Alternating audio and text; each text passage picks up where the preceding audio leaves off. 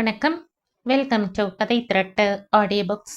இந்த வீடியோவில் நம்ம என்ன கதை கேட்க போகிறோம்னா, கலவர நகரம் சிறுகதை. நம்ம சேனலை இதுவரைக்கும் சப்ஸ்கிரைப் பண்ணாதவங்க சப்ஸ்கிரைப் பண்ணுங்க. பக்கத்தில் இருக்கிற பெல் ஐகானை கிளிக் பண்ணி ஆல்ங்கிற ஆப்ஷனை ப்ரெஸ் பண்ணுங்க. ஹைப்புங்கிற ஆப்ஷனை கிளிக் பண்ணி இந்த வீடியோவை ஹைப் பண்ணுங்க. வாங்க கதைக்குள்ள போகலாம். அத்துமெத்த சாமான்களோடு பம்பாய்க்கு குடி வந்து சேர்ந்தாயிற்று. பைக்குல்லா பகுதியின் நெட்டு குத்தலான கட்டிடங்களும் ரயில்வே பாலங்களும் ராஜாராமனையும் மருமகள் வித்யாவையும் வியப்பில் போட்டு புரட்டி எடுத்தன. ஆனால் ராஜாராமனுக்கு இதெல்லாம் பெரிய விஷயமே இல்லை. ஒரு காவேரிக்கரை இல்லை, நெடிதுயர்ந்த கோபுரம் இல்லை, காதில் பிரபந்த பாசுரங்கள் விழுவதில்லை, சதா இரைச்சல். ஆண் பெண் பேதம் அவ்வளவாக இல்லை. இறக்கை கட்டி கொண்டு பறக்கிறது மனித கூட்டம். எல்லாவற்றையும் விட அவருக்கு மிகவும் பிடிக்காமல் போன விஷயமாக அந்த கலவரம் அமைந்து விட்டது. ஓடுங்க ஓடுங்க, அந்த பக்கமா யாரும் போக வேண்டாம், பயங்கர ரகள, சிலர் நம்மளை தாக்குறாங்க. மார்க்கெட்டுக்கு போய் காய்கறியோடு திரும்பும் போது, அதிலும் நெற்றி நிறைய திருநீற்றுடன் கிராப்பும் சிண்டுமான முகப்பொலிவுடன் பஞ்சகச்சமுடன் நடந்து வரும் ராஜாராமன் காதில் அந்த எச்சரிக்கை விழுந்த போது ஆடியே போய்விட்டார். பக்கமாய் ஒரு சேட்டின் வீட்டில் தற்காலிக தஞ்சம் கிடைத்தது. வெளியே ஒரு இளைஞனை பலர் வழிமறிக்க ஒருவன் கூர்மையான பளபளப்பான வாளோடு அந்த இளைஞனை குத்திவிட துடித்தபடி இருக்கிறான்.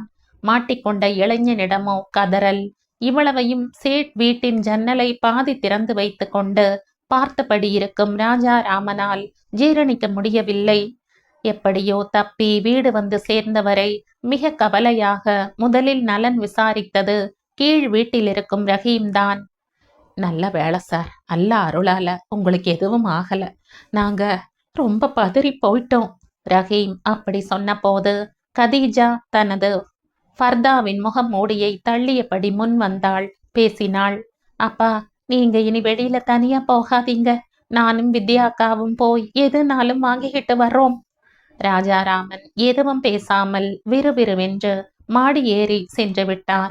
போகும்போது முரட்டு கூட்டம் முரட்டு கூட்டம் என்று இவர்கள் காதில் விழும்படியாகவே முனகல். ராஜாராமன் இப்போது முன் போல இல்லை. அறவே பேச்சை நிறுத்திவிட்டார்.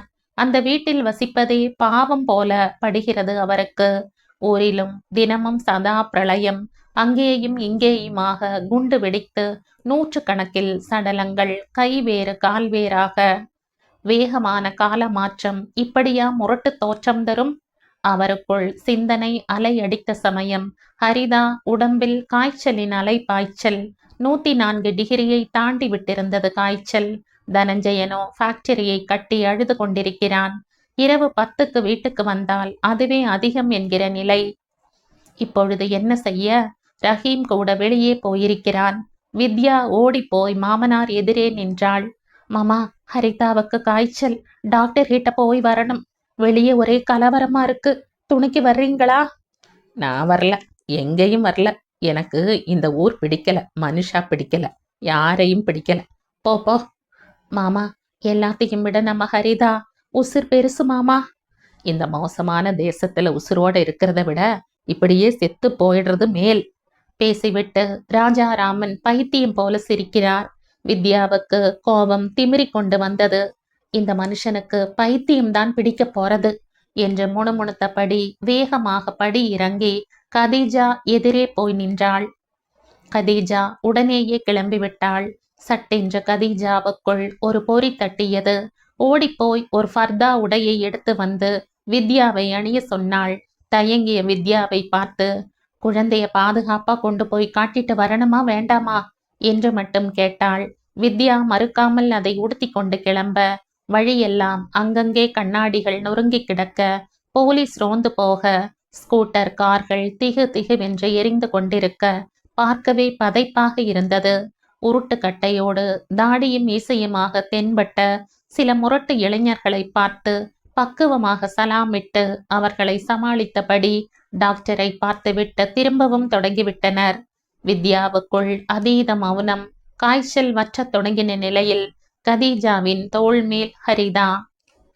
இருவரும் வீட்டு வாசலை எட்டிய போது ஃபர்தாவில் வித்யாவை பார்த்த ராஜாராமனுக்கு பற்றி கொண்டு வந்தது. குழந்தையோடு மேலேறினாள். ஃபர்தாவை நிதானமாக வீட்டுக்குள் போய் கழற்றி தரலாம் என்கிற எண்ணம் எதிர்ப்பட்ட ராஜாராமன் முகத்தில் எள்ளும் கொள்ளும் வெடித்தது. இது என்ன கன்றாவி என்றார் கடூரமாக. கன்றாவி இல்ல மாமா, கவசம் பட்டென்ற பதில் வித்யாவிடம். ராஜாராமன் சிவந்து போனார். அப்பொழுது பார்த்து கைவசம் வித்யா மறந்துவிட்ட மருந்து பாட்டிலுடன் ரமீலா படியேறி வந்து கொண்டிருந்தாள். சிநேகிதியை பார்த்தாக வேண்டிய ஆர்வ கொப்பளிப்பு வேறு. ராஜாராமனை தாண்டி கொண்டு உள்ளே போக பார்த்தவளை ராஜாராமன் ஆவேசத்துடன் தடுக்கிறார். மாத்திரை வேண்டாம், ஒரு மருந்து வேண்டாம், போ சனியன உன் வீட்டுக்கு. ரமீலா என்னும் அந்த பிஞ்சை பிடித்து ஆவேசமாக இழுத்து தள்ளிய விதத்தில் ஒரு புயலின் வேகம். ரமீலா மாடிப்படிகளில் தடதடவென்று தலை குப்புற உருண்டு விழ ஆரம்பித்தாள். மருந்து குப்பி அவளுக்கு முன் விழுந்து நொறுங்கி போய் பின்னால் உருண்டு வரும் அவள் தேகத்தை குத்தி கிழிக்கத் தொடங்கியது. அலறியபடியே மயங்கி சாய்ந்தது அந்த பிஞ்சு உடம்பு. அக்கம் பக்கத்து மனிதர்கள் ஓடி வந்து என்ன ஆனது, எப்படி ஆனது என்று ஆவேசமாய் கேட்க, அந்த நேரத்தில் மட்டும் ராஜாராமனை நோக்கி கதீஜாவின் சுண்டு விரல் நீண்டிருந்தால் அவரிடம் எலும்பு துண்டு கூட மிஞ்சி இருக்காது. கால் தவறி கீழே விழுந்துட்டா குழந்தை என்று முந்திக் கொண்டு கதீஜா பொய்யை சொன்னபோது ராஜாராமனுக்கே விதிர்த்து போனது. கவன் துணி என்னும் தூய வெள்ளாடையால் ரமீலாவை சுற்றி கையில் ஏந்தி கொள்கிறான் ரஹீம். கண்களில் குற்றாலமாய் கண்ணீரின் தாரை. திருகுரானின் வேத வாக்கியங்களை சுற்றி நிற்கும் கூட்டம் முழங்குகிறது. மெல்ல நடக்கத் தொடங்குகிறது அந்த இறுதி யாத்திரை கூட்டம். மாடியில் இருந்து பார்க்கும் ராஜாராமனிடம் சொல்ல முடியாத நெருடல். அந்த காட்சியை பார்க்கவே கண்கள் கூசுவதாக ஒரு உள் உணர்வு. நெஞ்சில் குற்றப்பதை பதைப்பு. தலையில் ஒரு கர்ச்சீப்பை அவர்களைப் போலவே அணிந்தபடி தனஞ்சயன் இது எதுவுமே தெரியாமல் ரஹீம் அருகில் நடந்து கொண்டிருக்கிறான். நாங்க அத்தனை பேரும் உயிரோட இருக்கவே நீயும் உன் பெரிய மனசுந்தான காரணம்.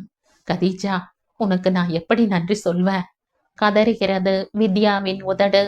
எல்லா சாமான்களையும் வேனில் ஏற்றியாகிவிட்டது. பம்பாயில் இருந்து திரும்பவும் மதுரைக்கு டிரான்ஸ்பர்.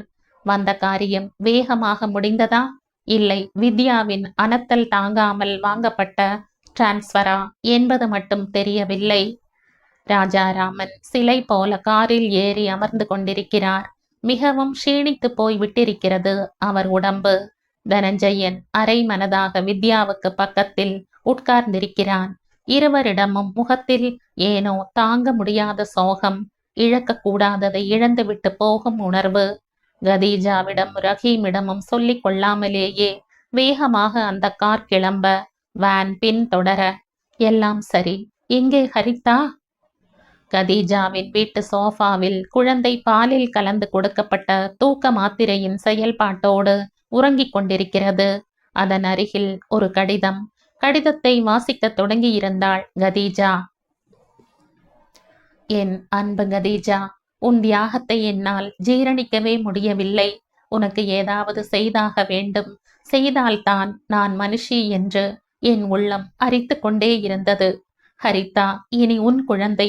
ரமீலா இடத்தை அவளால் பிடிக்க முடியாதுதான். இருந்தாலும் என்னால் இவ்வளவுதான் ஈடு செய்ய முடியும். என்னால் இன்னொரு குழந்தை பெற முடியும். இருந்தும் நீ அப்படி இல்லை. ரமீலாவின் மரணத்தை நீ ஜீரணித்து சமாளித்ததை என் ஜென்மமுள்ள அளவு மறக்க மாட்டேன். ரமீலாவை விட என் ஹரிதாவை, தப்பாக சொல்லிவிட்டேன், உன் ஹரிதாவை நீ நன்றாக வளர்ப்பாய். ஆரம்பத்தில் அவள் என் பாசத்துக்காக அழுதாலும் போக போக சரியாகிவிடும். உங்களுக்கு இனி வாரிசு இல்லை என்று கவலை வேண்டாம். ஹரிதா இருக்கிறாள். எக்காரணம் கொண்டும் நாங்கள் நடுவில் குறுக்கிட மாட்டோம். ரஹீம் அண்ணனுக்கு என் அன்பான வணக்கங்கள். உன் அன்பு தோழி வித்யா. கடிதத்தை படித்த கதீஜா தூங்கும் ஹரிதாவை தோளில் போட்டுக்கொண்டு கதறி கதறி அழ ஆரம்பித்தாள். அது ஆனந்த கண்ணீரா துக்க கண்ணீரா என்பது மட்டும் தெரியவில்லை.